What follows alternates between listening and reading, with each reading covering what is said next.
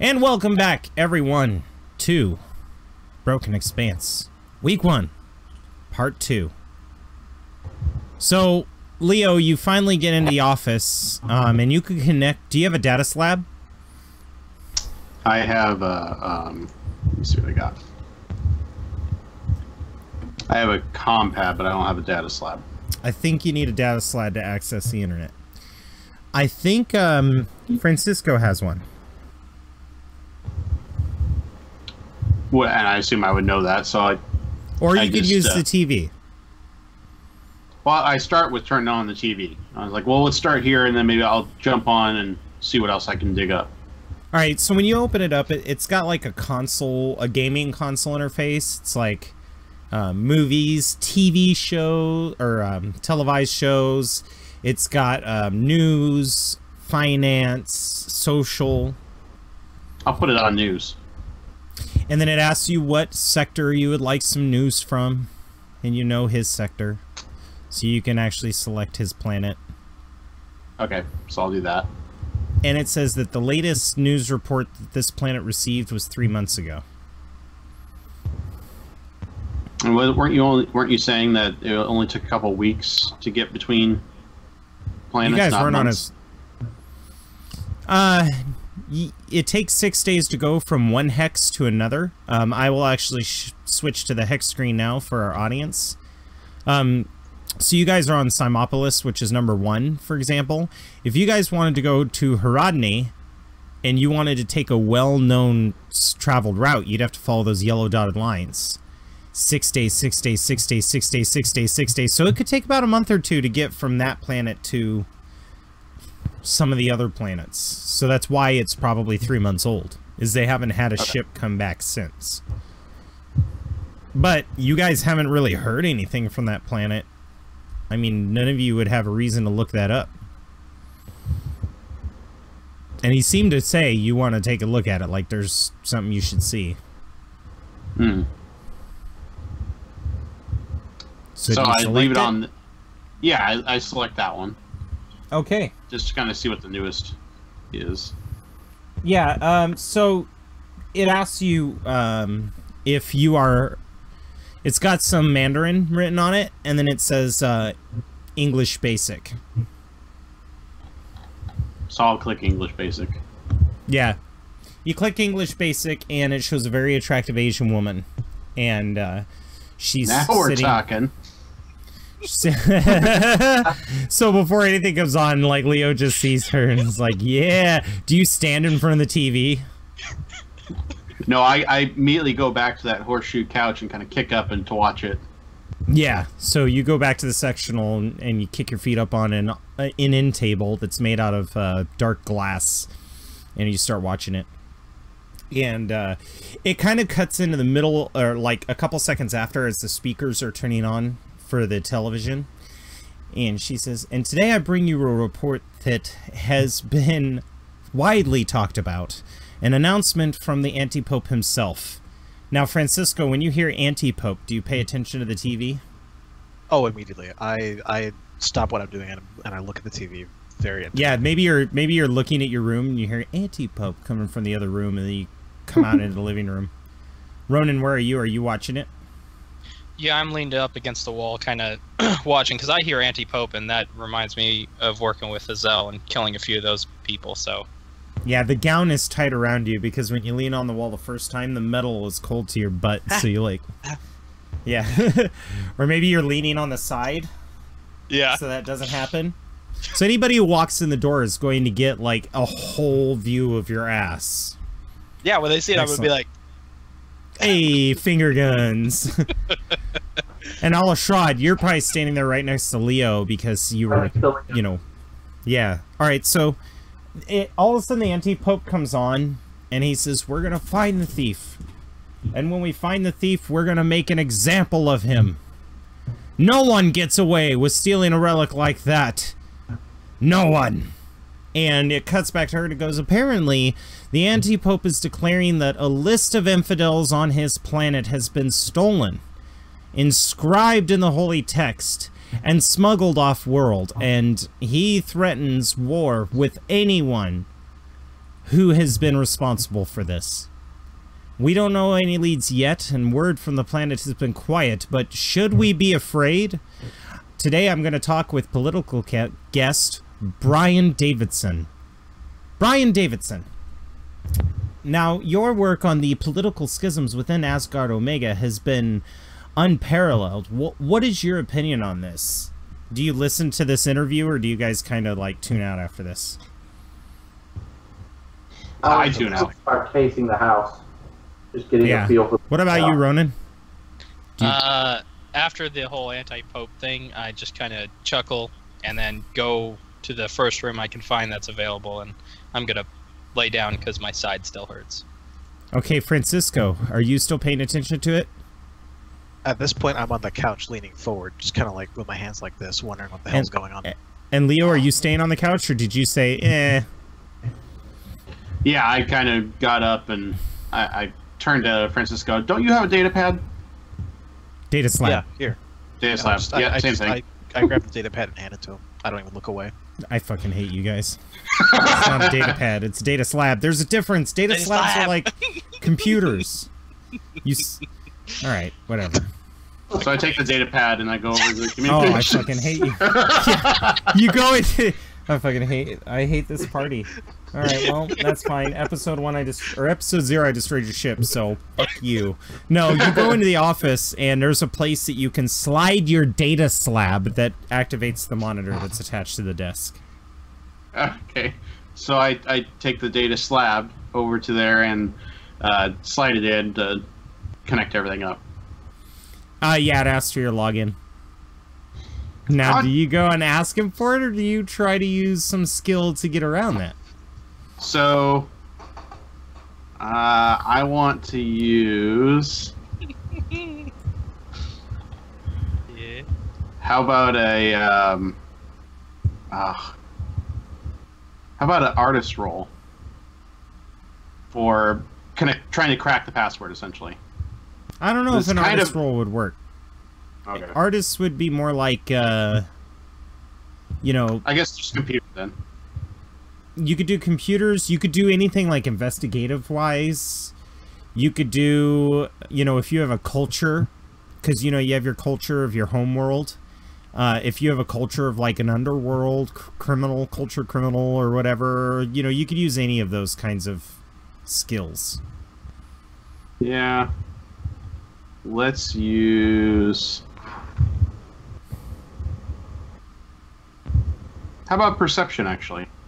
Because I'm banking on that. Yeah, I think you've been with him for a while, so maybe based off what you know about him, you can just guess the password.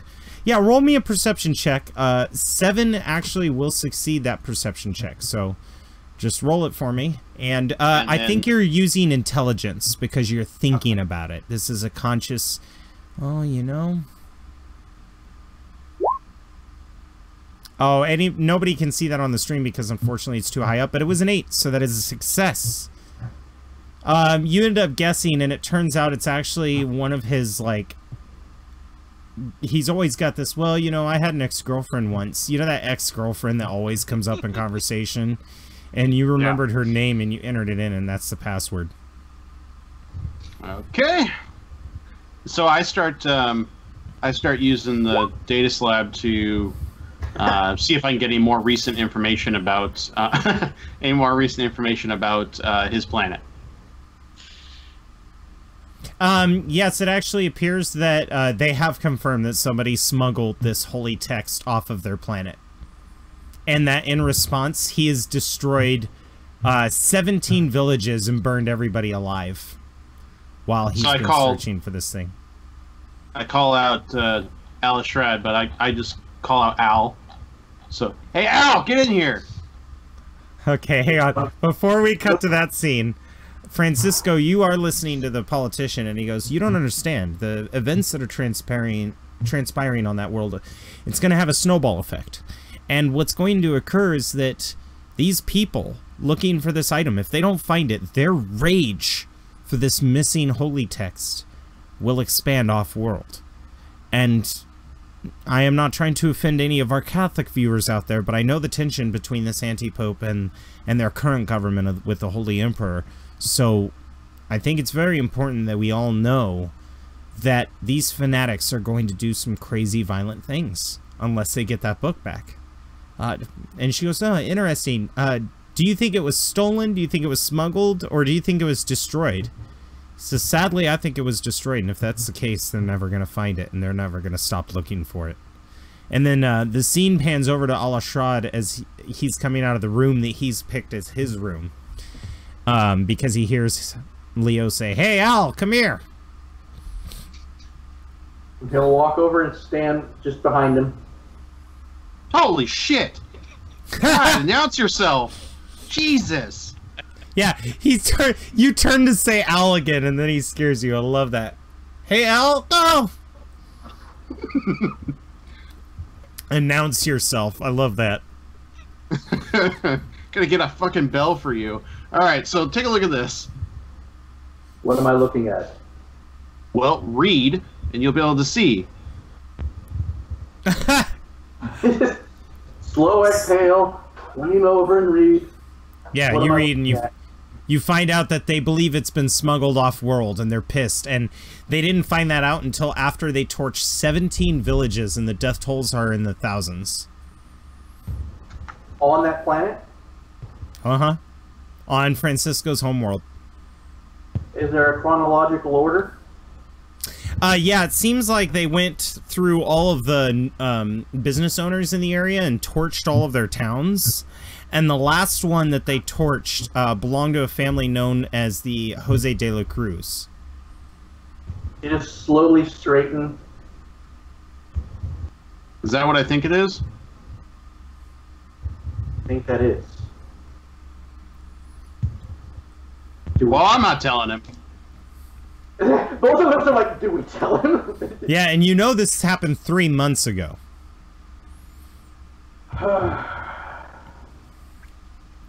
He'll just turn and start walking back into the living room where Francisco is.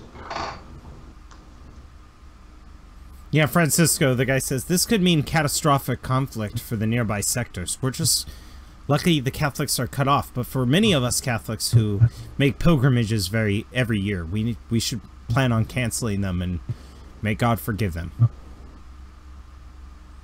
And Francisco, this weighs heavy on you. You will not be able to make a pilgrimage back to your homeworld from the sounds of it.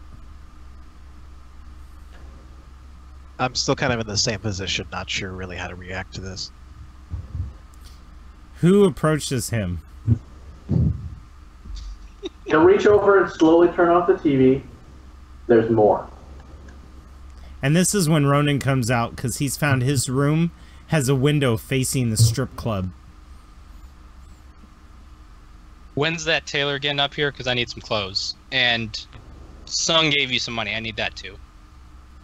And that's when you see that the TV's off and Al-Ashad's looking at him like, there's more to this.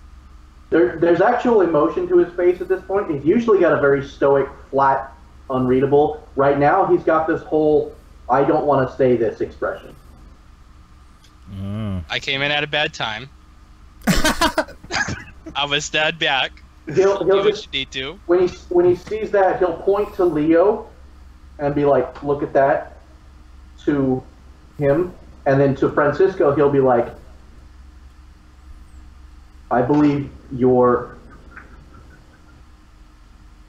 family may have been excised from the planet. What do you mean? Oh shit! And he just leans back in the couch and just starts rubbing his head like, oh fuck. And Ronan, you finished reading the article real quick about how all 17 villages, all the inhabitants were burned to death. And you see that one of the villages belonged to the Jose de la Cruz family. And I think Sung already knew this. That would explain why he asked us to watch the feeds. I think we need to ask him more than a job. But is it safe to say, like, I have a glass of wine at this point? That I just naturally find wine at this place? Make a luck save. Hold on.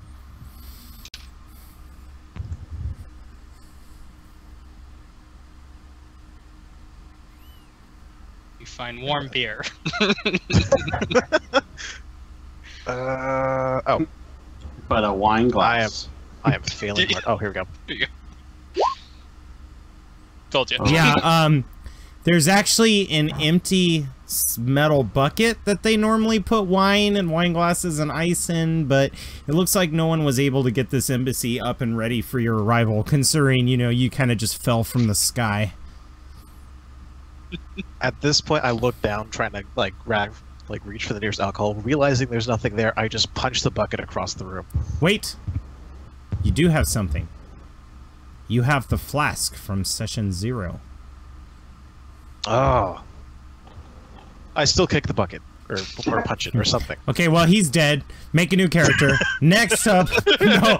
Alright, so... He's like, my family what? Alright, so, yeah. You kick the bucket, and it just goes tumbling across the room, making a loud racket. And then I kind of just reach into my robes, grab the flask, unclasp it, and just down it for a solid 5 seconds, and then just close it back up and put it back in my robe. So at this point, I'll kind of speak up. So let me do some digging, some more digging, see if I can find out if any of your family survived the attack, if anybody was off world at the time, or if all of them are known to be dead at this point. Now that could take weeks to assemble, Leo, just so you know. But if you do find that out, Leo, that's a goal. Write that down as a minor goal on your character sheet. That you're going to find out more information for Francisco, and upon doing so, you'll get some experience for that. Very, very good job. Very good job. That's when you guys hear on the door. Since I'm the only one with actual weapons, I'll go answer the door. I'll kind of back you. Like, I'm sitting next to where Leo is, so I'm watching the door from afar. You're a fucking meme of somebody in your hospital gown. Goddamn like, right. Hey, what are you doing? Yeah, so, like, short of taking your... Die. I kind of wish you had an IV still, right? So you could just spin it around like a staff. The colostomy bag is flying shit everywhere. Alright, so yeah, you back him up though, okay? Like, that makes sense. You would stand up at attention. And you open the door, and there's a small Asian man, an elderly man, and with him 3 other Russian, it looks like employees, and they're carrying a few clothing bags. He goes, oh, hello. I am looking for Francisco Jose de la Cruz. De la Cruz, I'm right here. And I turn around. Oh, yes. Hello. I have received the scans from the secretary bot and have come with clothing for you. It is not fancy, but it marks you as an employee of the embassy. Or a guest of the embassy. You guys kind of look over it. He's still got the door somewhat, like, halfway open, but he'll look over. Yeah, he's just peeking in, yeah. To be like, yes or no on the... I nod towards him, and I walk forward to accept the clothing. Thank you, I appreciate it. Yeah. The moment you open it up, he roadrunners his way in the room, making a loud racket. Yeah, so basically, he steps in the room, and he bows nervously to Al-Ashad, like, he kind of starts the bow and thinks, no, and then commits to the full bow. And then once he's done, these, like, plain-looking Russian women, one of them's, you know, they're not ugly, but they're not anything special. They come in, they're wearing jumpsuits, and they start setting the bags down on the conference table. And he goes, okay, I have names here. Leo Proctor. Present. What? Right here. Oh, okay. Here. You have this. He hands it to you. It's a bag. It actually has a plastic handle, and the handle's been snapped shut, and it's a really nice plastic bag. Yeah, I'm keeping this. Oh my god. He's like, of course, it is your clothes now. Yeah, you open it, and it's got what color is uniform, guys? People who are from this embassy, what do they wear? Brown, I would think. Brown? Like the Amber Foundation? Like a single stripe on the arm or something to signify, utilitarian. Yeah. Well, remember, this is probably clothing from the Amber Foundation, because it's their employees, so, or their guests. I don't know if you guys have seen the Orville, but the clothes are going to look a lot like that. Okay. That works. So, you've got the gray sideways stripe, and then they've all got the Amber Corporation logo on the chest. It's a big patch that's sewn in. And then it's very nice clothing. It doesn't look like an employee's clothing. It looks like an officer in their company. So some of the nicest clothing I've ever had, then. Yeah. Easily. And they've got like little pips on their wrists that distinguish. It says 2 silver bands, and that means that you're a guest. You're like VIP. So I immediately start changing right there. And he goes, oh! And he looks over. And do you remember what you rolled on your attractiveness? Didn't we write that down in notes? I don't think I saw... Did we roll for it? I don't think we rolled for attractiveness. I mean, I know what my charisma is, but... I think we rolled Leanne, and she was attractive. Oh, Yes. right. That's right, because I was leaving it up to you guys. Is Leo an attractive guy? I'd say he's average, not unattractive, I guess. Women will notice him. The Russian women are completely disinterested, and the old man's looking at the wall like, okay, and he starts cycling through his little comm pad, and it was, okay, next up, I have Ronan. Yeah, that's me. Ah, good. I was hoping you would be first, because you're naked just like he is. Here you go, and he hands you a bag. Same thing. Same outfit. I'll make sure that I move to my room to change. Do you Of course, back he's in gonna there see my seeing ass as how I'm walking modest he away. is? As I say, so you just turn around, he sees your ass, he's like, okay, okay. Alrighty. I thought strip club was cross street, right? Ha ha ha ha ha. He laughs like nervously. I start rubbing my eyes, like very embarrassed. Next up is Alashad. I just put a hand out. This one was ordered different by Sue. He hands it to you. This one's a security uniform. Oh.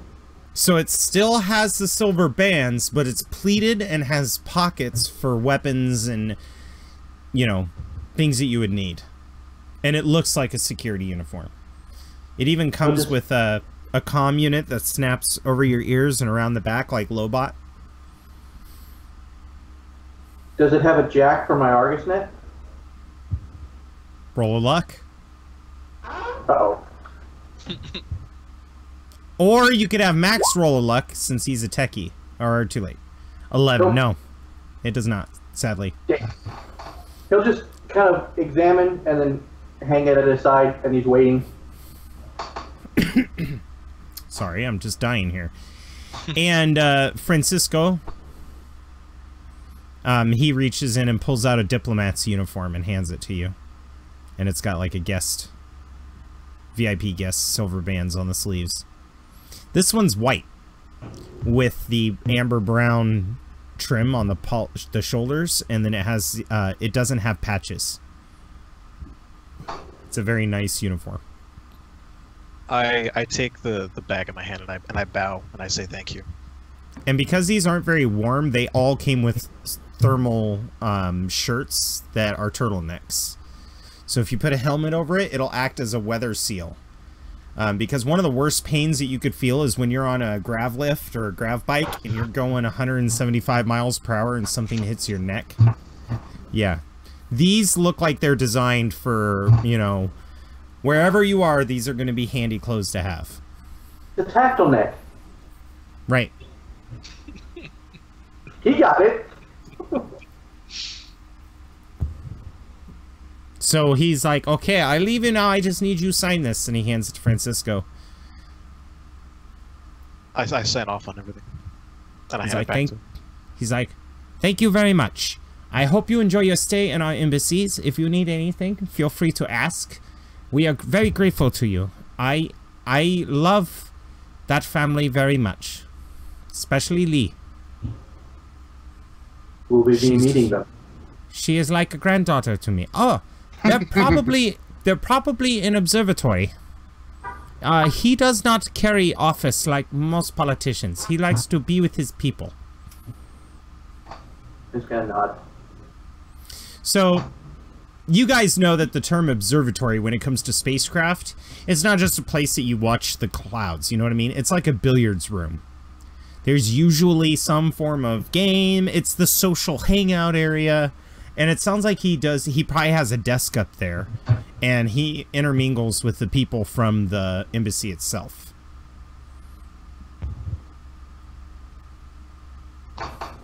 And he'll wait for him to leave before he goes and changes. Yeah, he definitely leaves. The Russian women leave too. One of them turns to Francisco and holds her hand out. I reach into my pouch and see if I have any credits to hand her. Do you have any credits, Mr. Freezeface? Oh, there it goes. Yeah, he's got 1,000 that Sung gave him. I hand her 20 credits. She's like, okay, nice to know. Family in this room, cheapskate. And she tucks back the credits. She goes, come on, girls. And they all leave. She gave her 5. That's what Leo would have done.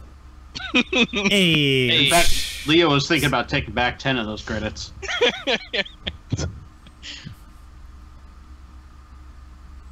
All right. Francisco So you goes guys- to put on his. Fits perfectly. The scans they did in the beginning gives them a pretty... I mean, they're not perfectly like, oh, this is Men's Warehouse perfect. More like, it's a well-fitted uniform. I'm gonna use the bag I got the clothes in to put my old stuff back in. Okay. There are dressers in your room, too. Yeah, but I'm not gonna trust them. Fair enough. Paranoid. He's super paranoid at this point. Nobody's ever nice for no reason. I folded the bag up real tight and put it in my utility belt. And Well, I mean, you did save him and his daughter. Yeah, but honor only gets you so far. Probably not with the sculpture, you're guessing. It's a big deal. It's a big deal with the Amber Foundation. But yeah, I see your suspicion, your paranoia. I understand. Like, what is he going to ask us to do? Mm-hmm. How far does he want us to go before we get what we need? So yeah, you guys all get in your clothes, and Francisco, you haven't even really asked them how they found out about this. They just hit you with the truth bomb. Yeah, I think around this point, Francisco's finally kind of realizing he should probably start asking questions. Since Yeah, and he just kind of took it at face value. Leo, I would imagine, would go straight back to the computer. Oh, 100%.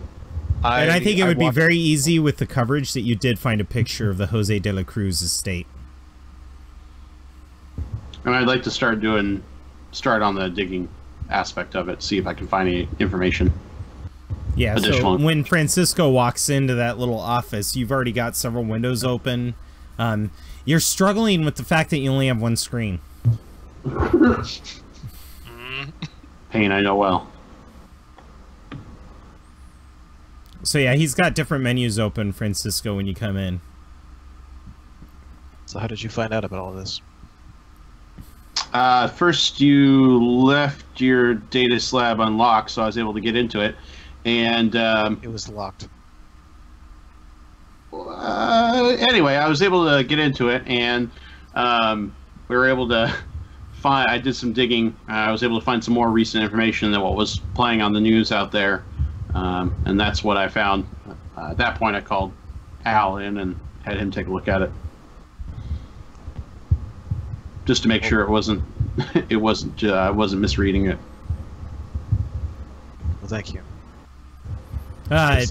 Francisco, you kind of look at the screen and you see one of the things that he doesn't have covered is a picture of your family's estate with all the employees burned to death and members of your family crucified and burned to death on the walls of the estate.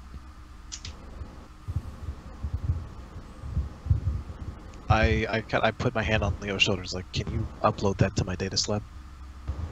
It's already on because this is his data slab, so you're like... Oh, that's true, yeah. Sure. Done. It's done, yeah, I'm good. Yeah, it's on there. Alright, and I just walk away and say thank you. Leo, did you save it as a file, or did you make it as desktop wallpaper? Just kidding. Alright. Wow. Oh. They're masochist. Which one? You assholes. At this point, Ronan will come out, and he sees Francisco walking Are you away missing from your Leo. weapons and stuff? Yes, I'm missing my weapons. I don't have any fucking guns. What which makes about me your pissed gear off. that was on the ship? I didn't have time to grab it. Yeah, but aren't you missing that? Yes. So I'm Would you literally say wearing. you're cranky? Yeah, I'm a little cranky. I have a holster with no gun in it. It looks fucking stupid. Excellent. Are you gonna look at your wound, or are you just gonna get dressed? Well, as I'm getting dressed, yeah, I'll check it out to see how bad. All right, you have to remove the bandage. You know you're supposed to change bandages anyway. They put it in your bag with your clothes. Like, Yeah, change your bandage once a day. Yeah, I'll start doing that. All right. Is there a medicine roll you would like to make? Sure, I guess I have to. Or a luck? Oh, let's see what I got for that.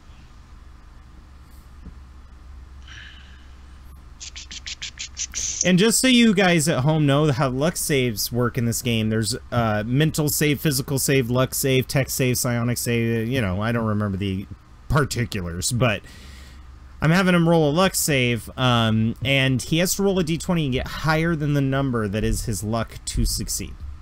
So it's like a DC. Okay, I'm gonna roll my luck save as I'm trying to take off these bandages. So if I fuck it up, this is gonna hurt. And I don't think... No. Oh! I wasn't going to actually hurt you. I was going... This is the condition of the wound. So you're like, yeah. How does it look? How does it look? You've recovered quite well. By your estimation, the pain that you're feeling must be bruising. The synthetic suture is actually holding quite nicely. So it must be muscular bruising, which makes sense because you did have a giant piece of metal stab you. Yeah. From this the is things why... that Do you use blades when you fight? I have I usually carry a knife just in case it gets bad. And I mean, I'm not a knife fighter. I'm pretty much fight dirty style with a knife. I usually go for like shiv attacks, stabbing them in the crotch and stuff like that. Yeah, I think maybe you're having some flashbacks of some of the people that you've done this to in the past, and you're thinking about the pain that you're in, and you're imagining the pain that they were in.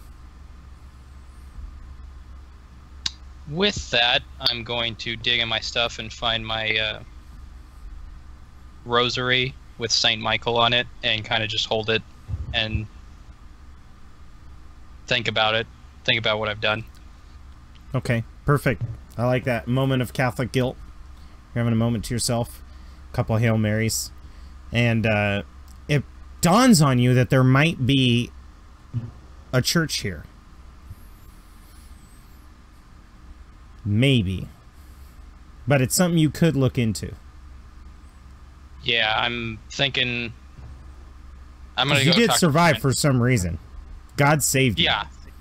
Yeah, I'm gonna talk to Francisco after this, since he's the other Catholic here, when we get a moment. Absolutely. Yeah, and Ronan, what do you do? How now that you're in your clothes and your wound is great, how are you going to rally the group together and figure out what you need to do next? I got the perfect thing. I'm gonna go out there and wait until everybody's out, and then I'll give him a little pep talk, as Ronan does. Yeah, so all of you kind of filter out into the main room. Probably except Leo. I think Leo will work until somebody pulls him from it. I don't know, Yeah. Leo. Is that right? Yeah, that's what I was going to say, Like, yeah. where is your shit? Did you claim a bedroom, or did you just go, this office will do? Pretty much, yeah. I threw my shit in the corner as I walked in there, and maybe briefly you just jumped out here. contemplate how hard it will be to move a mattress in here. Yeah, or I can just sleep on the couch. Oh, there's a couch. Yeah, the U-shaped couch. That would be so funny. Every morning you guys wake up, he's sprawled out on the couch. Like that friend who stays in the night too long. Yeah. All right. Ah, the old days. So, Ronan. Yeah. It's everybody gathers except for Leo. Leo, What?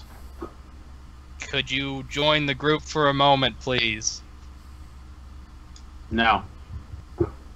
I turn to Elishard and just go get him. You just walk over and stand in the doorway of the office for a second or two. Yeah, I think, now do you want to roll anything to kind of give him that shiver that he's being watched by you? Or do you want to wait until he realizes it? I'm just going to wait until he realizes. So, I guess I would roll, is it perception?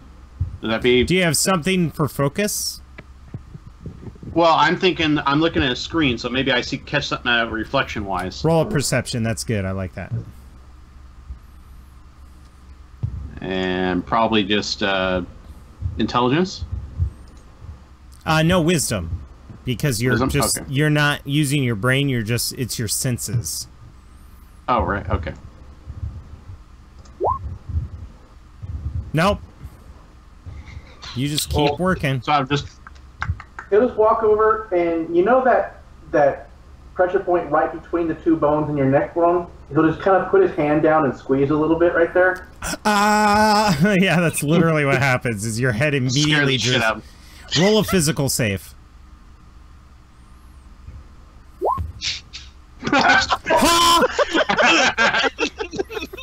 He actually injures me.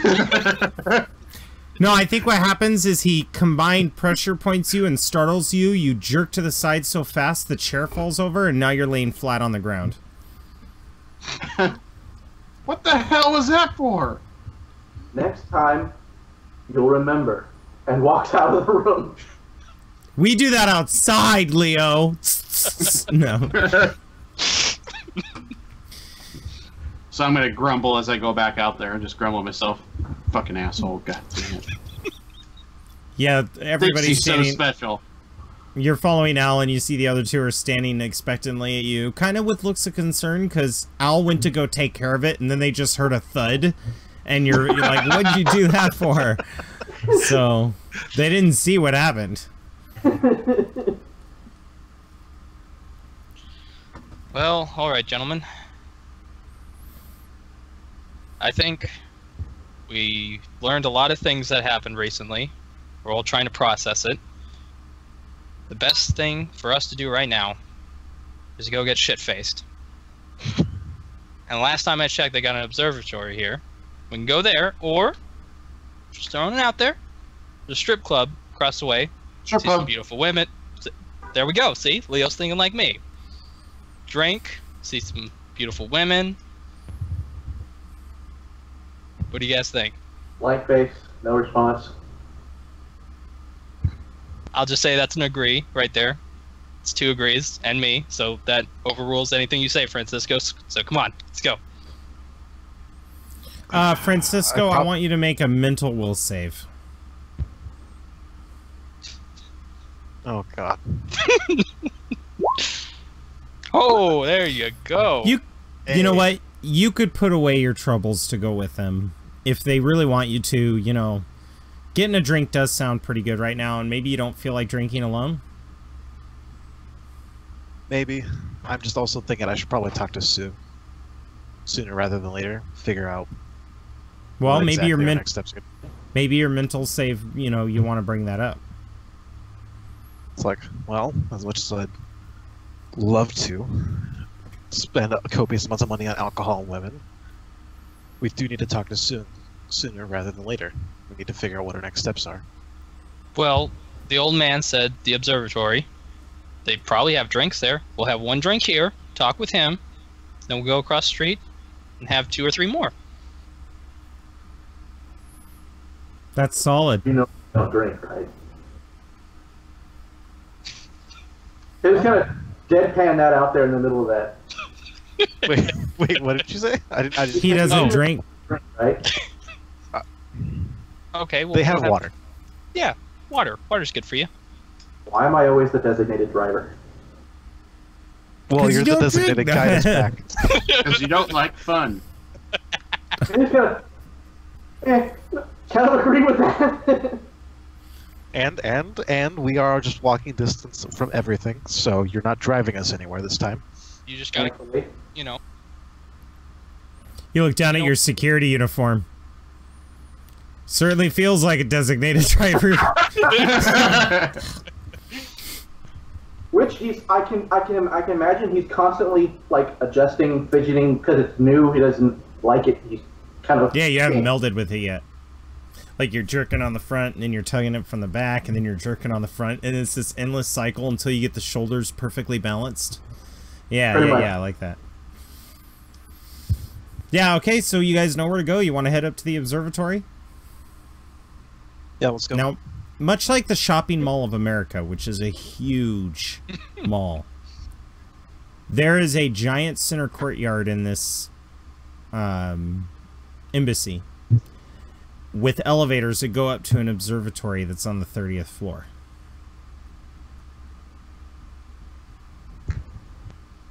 Let's walk towards the elevators. Yep. Did the uniforms come with passes? Or are they built into the class? They're built into the sleeves. Those silver bands I was telling you about, they're like data circles. You go up to...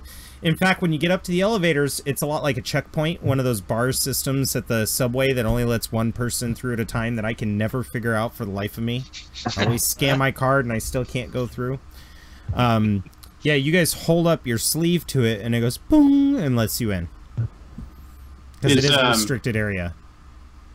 So I want to find out if there's anything else in the suits that they gave us, any other kind of tech. Okay. Should I just you ask, could roll or should I roll for that? You could roll post-tech or pre-tech check. I'll do a post-tech. Go ahead. And that would be intelligence, I would assume. Yes. Okay, actually, no, there's nothing else, just the security bands, but you do dictate that you see a circuitry pattern that resembles GPS systems. So it's possible that they're targeting, or they're keeping track of every uniform in their employ. So nothing comm system related. No. The only comm system is he's got a headset that it's blank, like there's no connection. So you guys can cue your comm devices into it, and he doesn't need to hold one. He can just talk through the headset. So who has a comm pad? I do. I do. Francisco, you have the data slab that you communicate through, right? Right. Are you taking that with you, or are you leaving it up so that his research can download? I think I would have left it for... Because I think that's kind of my own... I also have a very vested interest in that research being downloaded, so I know exactly what's going on. Makes sense. So yeah, you guys... and Al-Ashrad, don't you have a comm pad? A little cell phone piece? Okay, well then it's handy that you just happen to get the security's uniform, so now you have one. Because that's how that headset works. There we go. Oh, wait, shit. No, you have to plug your pad into it. So Oh, no, that's right. No, they can enter the pad information in. That's right. That's how I was going to do it. So, yeah, they plug the comm pads up to it, and it downloads the information. And now you're connected to Ronan and Leo. Okay. But they have to call you. It's That's just fine. like a Bluetooth headset. All right. So you guys head up into the glass elevator. And it goes boom, and you start going up. And Ronan, it's at that point that you're seeing the reflection from the glass, and you all look dapper as fuck. Like, you guys look official. I'm going to kind of draw everyone's attention to it. Yo, gentlemen. Ladies have no chance. I mean, look at us. Well, I guess the robots did check you out, Leo. They got your size. Yeah, certain areas are a little tighter than others. Yeah, they didn't make room for your utility belt. Clearly a flaw in the design.